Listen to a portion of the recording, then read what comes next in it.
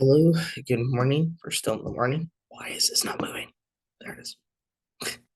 Um, I hope everyone is having a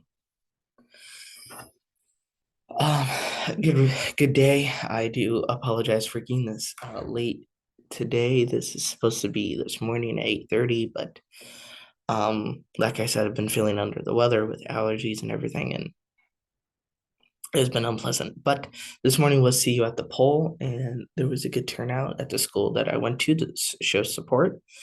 So that was great. And I'm so happy for that. September the 27th, I believe it's every last Wednesday of September. I believe that's what I was told by Pastor Ricky. And so it has been a great experience there. So I'm glad that everyone was able to show up, that did show up, and for the prayer that was being prayed. So I'm proud of everyone that showed up.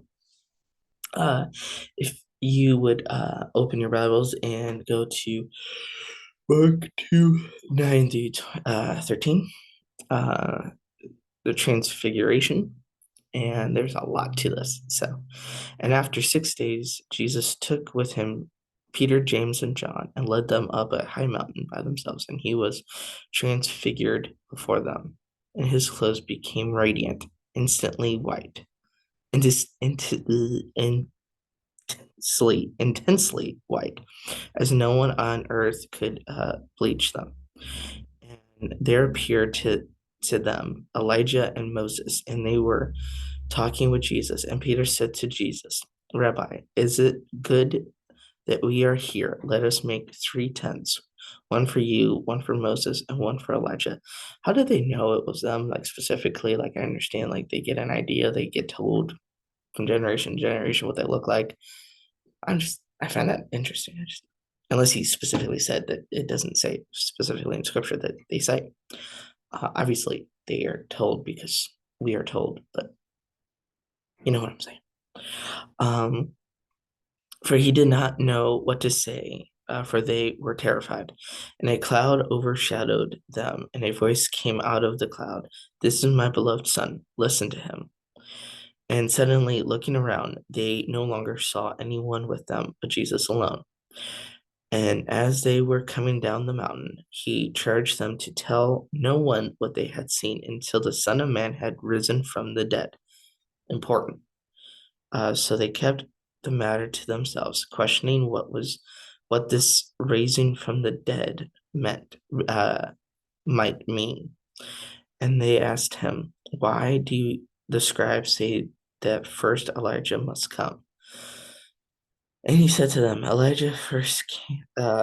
does first Elijah does come first to restore all things. How is it written of the Son of Man that he should suffer many things and be treated with contempt? But I tell you that Elijah has come, and they did to him everything they pleased, as it is written of him. It is incredible. Just the visual, like what Christ probably looked like was incredible. Just the blinding light of the white, just the purest white, and I don't mean white as in like the human skin. I mean like white, white. Just saying. Um, and like whiter than anything on Earth. And this idea of Elijah and Moses being there,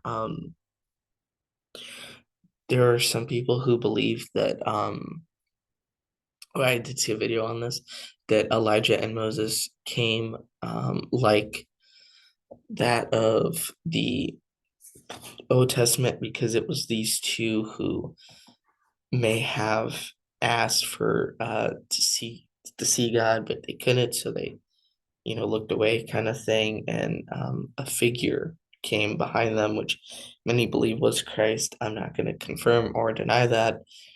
I'm just going to tell you what I've heard, and I thought that was just an interesting theory. What do you think, Peter? Why do you think Peter said that when he said, "Let us make tents"? I thought it was an interesting question myself. And so, before I get to Malachi, Why do you think they did not understand what rising from the dead really meant? You know, why is it that every time he was explaining to them what it meant, what these signs were, they would not understand? They were not really fully comprehending the importance of what was actually really happening that day. And so I think it's important for us to really look at it and really dive deeper into the fact that they were understanding, they were listening to what Christ was saying, but they did not always understand it. Um, Here it is. Um, Malachi 4:5. Um, um, uh, Behold, I will send you Elijah the prophet before the great and awesome day of the Lord comes. And I'm going to verse 6, and he will turn the hearts of fathers to their children and the hearts of their children to their fathers. These say, come and strike the land with a decree of utter destruction. I don't know what that means, but it somehow makes sense to me. Maybe it's because my head hurts. I don't know. But again, as I said in the other video, Mere Christianity tonight, second chapter of the first book, and then Genesis, also the second chapter. So I'm very excited. Hope everyone's doing well. I'll see y'all later.